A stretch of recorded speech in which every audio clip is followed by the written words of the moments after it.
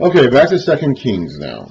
2 Kings 13. Remember, 2 Chronicles, the books of Chronicles don't really refer to the northern kingdom very much. The chronicler, by the time the chronicler comes along in the 400s BC or whenever, Israel, the northern kingdom, is long gone. It is not coming back as a national entity. Judah has come back. Judah was gone. It was sent into exile. The people have come back from exile and rebuilt their temple. That's the days of the chronicler for the chronicler is connecting the temple, the second temple that he lives in, the era in which he lives, to the promises made to the Israelites before even the fall of the first temple, even before the construction of the first temple. So and by this point in time, the northern kingdom is long faded into history. So the chronicler is not concerned with the northern kingdom, really. He mentions the northern kings occasionally, but he is not really concerned at all with tracking the development of the northern kingdom. However, the books of Kings is. We read a lot about the northern kingdom in the books of Kings. And so now, 2 Kings, we're going to turn our attention back to the northern kingdom in 2 Kings 13. In the 23rd year of Joash, son of Ahaziah, king of Judah, Jehoahaz, son of Jehu, became king of Israel in Samaria, and he reigned 17 years. He did evil in the eyes of the Lord, by following the sins of Jeroboam, son of Nebat, which he had caused Israel to commit. We have read that over and over and over and over again now, haven't we? And he did not turn away from them. So the Lord's anger burned against Israel. For a long time, he kept them under the power of Hazael, king of Aram, and Ben-Hadad, his son. We read about that way back in the early chapters of 2 Kings, when Elisha went to go anoint Hazael as the king of Aram, and said that he was going to cause problems for the people of Israel. 2 Kings 8, he says this to Hazael's face. He anoints him, and then in verse 11, he stared at him, Elisha stared at Hazael with a fixed gaze, until Hazael felt ashamed. Then the man of God began to weep. Why is my Lord weeping? Asked Hazael. Because I know the harm you will do to the Israelites, he answered. You will set fire to their fortified places, kill their young men with the sword, dash their little children to the ground, and rip open their pregnant women. He's been doing that. That was a long time ago that Elisha said that.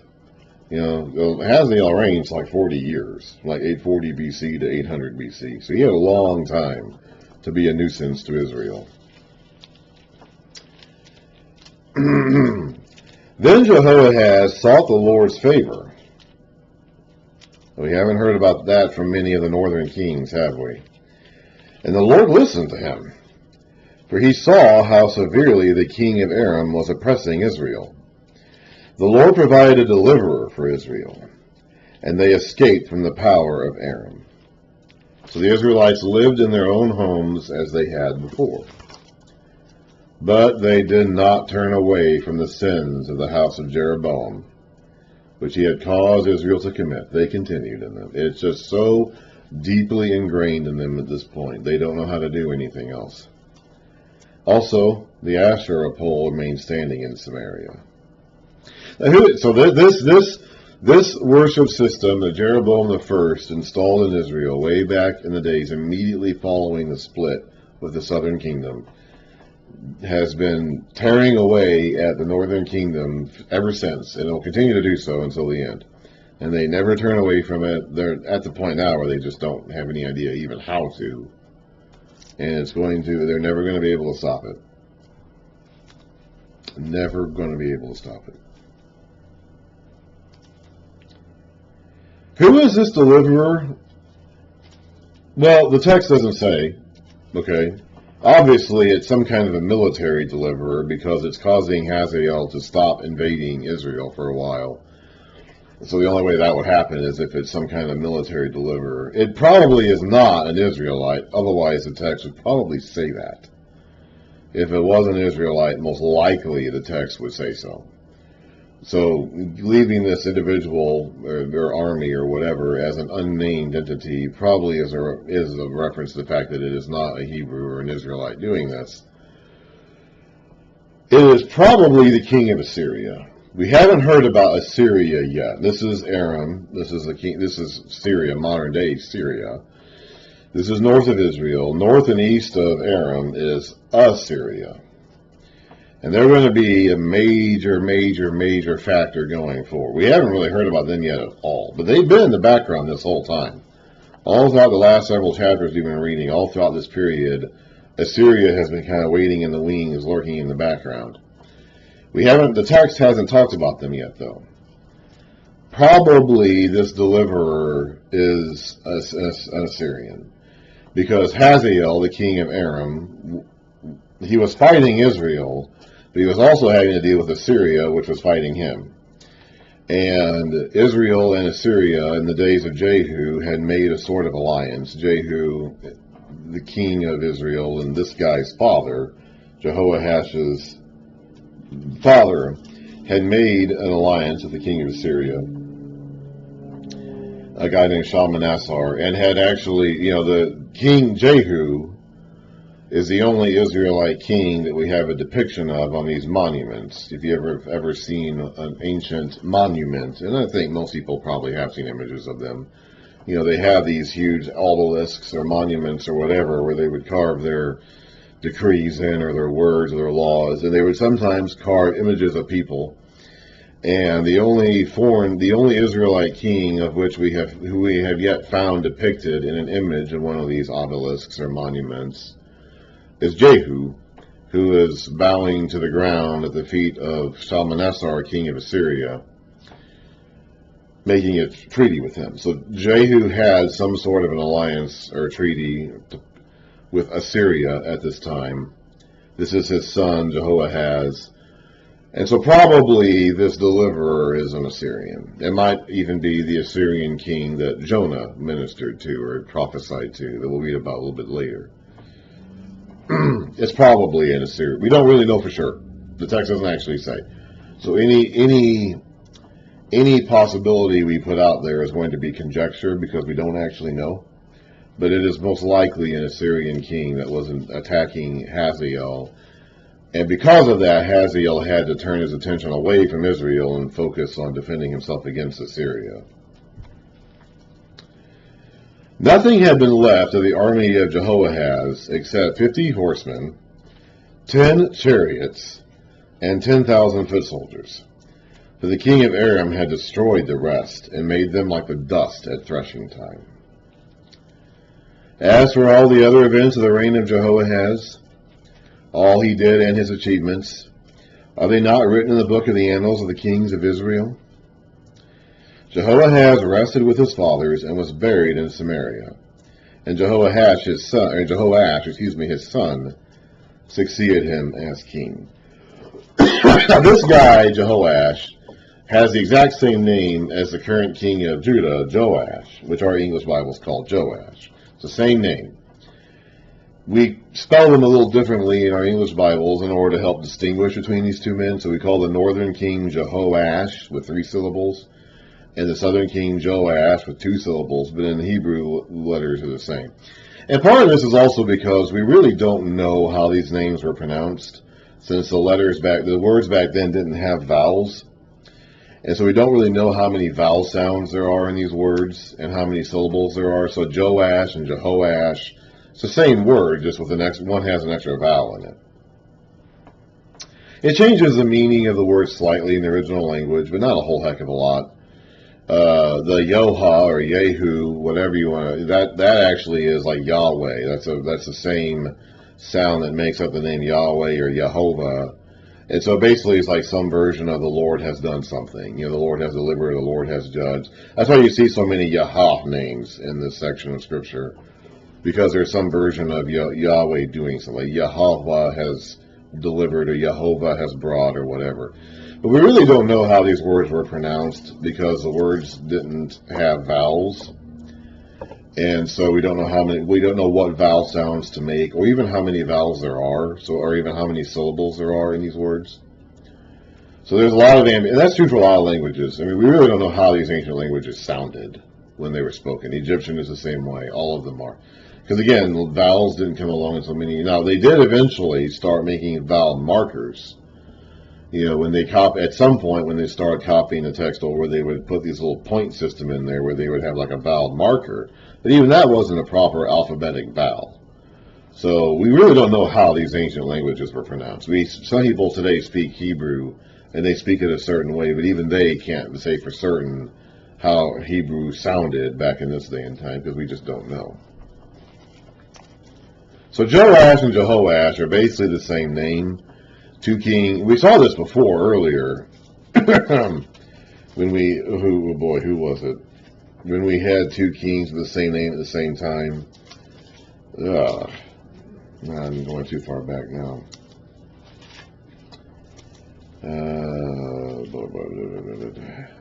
Joram and Jehoram.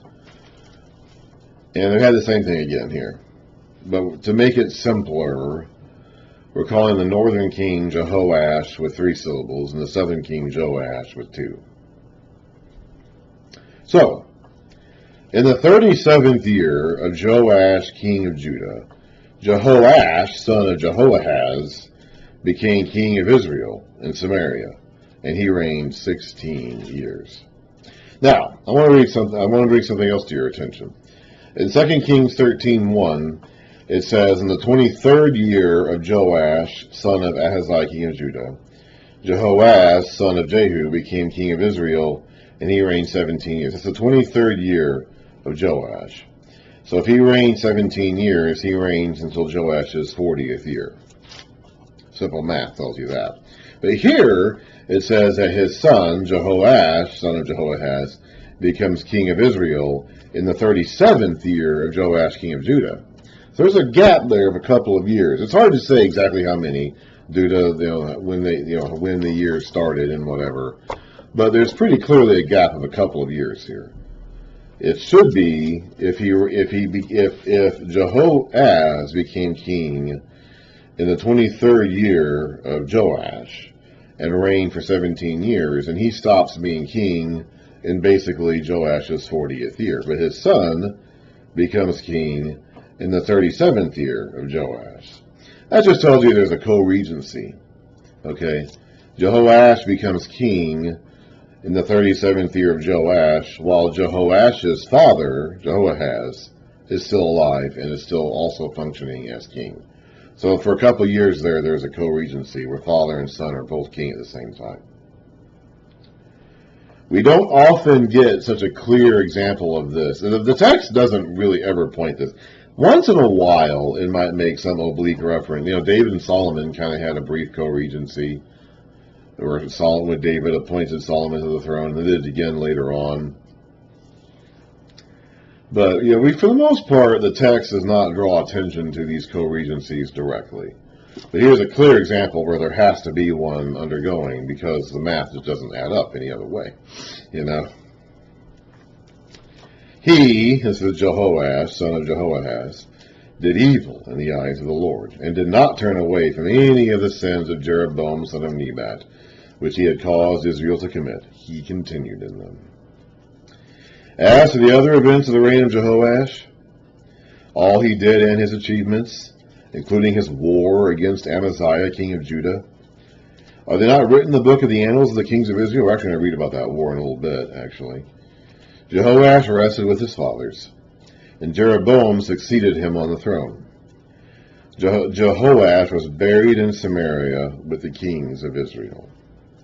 Now Elisha, remember him, the prophet Elisha, was suffering from the illness from which he died. So he's almost dead. He's not dead yet. He's still in the story, but not for much longer. Jehoash, king of Israel, went down to see him. So this is before his death. So we got his life and death, like right smushed together there. Now we're actually going to be reading a little bit about his life. That's just the way the text is arranged. I can't tell you why. Now Elisha was suffering from the illness from which he died. Jehoash, king of Israel, went down to see him and wept over him.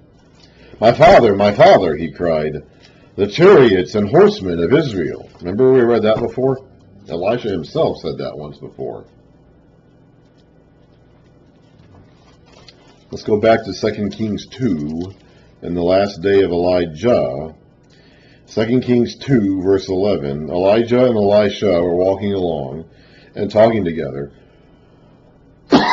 Suddenly, a chariot of fire and horses of fire appeared and separated the two of them.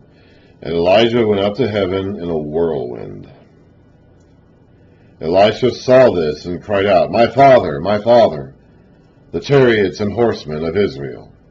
And Elisha saw him no more. Elisha was the only witness to that. We went on to read at the time about these prophets who were waiting on the banks of the Jordan and wanted to know more about what was going on and what happened and wanted to go out and look for Elijah.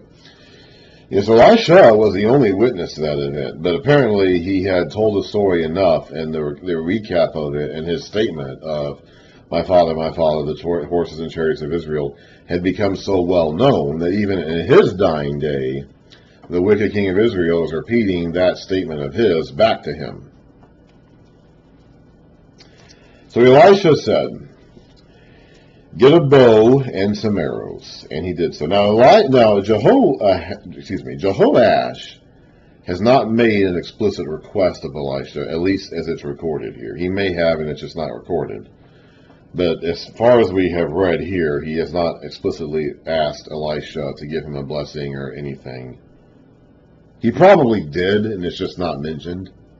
At any rate, Elisha is planning to give him a blessing. Elisha said, get a bow and some arrows, and he did so. Take the bow in your hands, he said to the king of Israel. When he had taken it, Elisha put his hands on the king's hands. Open the east window, he said, and he opened it. Shoot, Elisha said, and he shot. The Lord's arrow of victory, the arrow of victory over Aram, Elisha declared. You will completely destroy the Arameans at Aphek. So they're going to break the bow of oppression of Aram. Then Elisha said, take the arrows, and the king took the arrows. Elisha told him, strike the ground. That means shoot the arrows into the ground. He struck the ground 3 times and stopped. The man of God was angry with him and said, you should have struck the ground 5 or 6 times.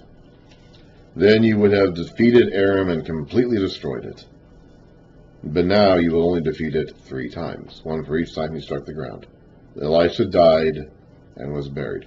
Okay, this is a very strange story. But again, let's go back to something else. Okay, so Jehoash the king knows enough about Elisha's ministry that he knew his words that he spoke to Elijah when Elijah was taken up into heaven. And Elisha was the only person at that event, only survivor. I mean, Elijah was technically there too. But Elisha was the only person who could have referred to, explained what happened later to anyone. So he obviously did. And Jehoash the king knew enough about that to know to repeat his words back to him at the time he was dying. Elisha was dying. There's a story also that Elisha had that we should probably pay attention to here because it sets a pattern for what the king of Israel should have done in this case. This is back in 2 Kings chapter 4. This is another thing that Elisha would know that he would have been telling people. And the king of Israel should have known about this. If he knew about the statement that Elisha made to Elijah, he should have known about this too. And this should have informed his actions when he was being tested by the prophet. 2 Kings chapter 4, starting at the beginning of the chapter. The wife of a man from the company of the prophets cried out to Elisha, your servant, my husband, is dead, and you know that he revered the Lord. But now his creditor is coming to take my 2 boys as his slaves. Elisha replied to her, how can I help you? Tell me, what do you have in your house? Your servant has nothing there at all, she said, except a little oil. Elisha said, go around and ask all your neighbors for empty jars. Don't ask for just a few. Then go inside and shut the door behind you and your sons. Pour oil into all the jars, and as each is filled, put it to one side. She left him, and afterwards shut the door behind her and her sons. They brought the jars to her, and she kept pouring. When all the jars were full, she said to her son, bring me another one. But he replied, there is not a jar left. then the oil stopped flowing.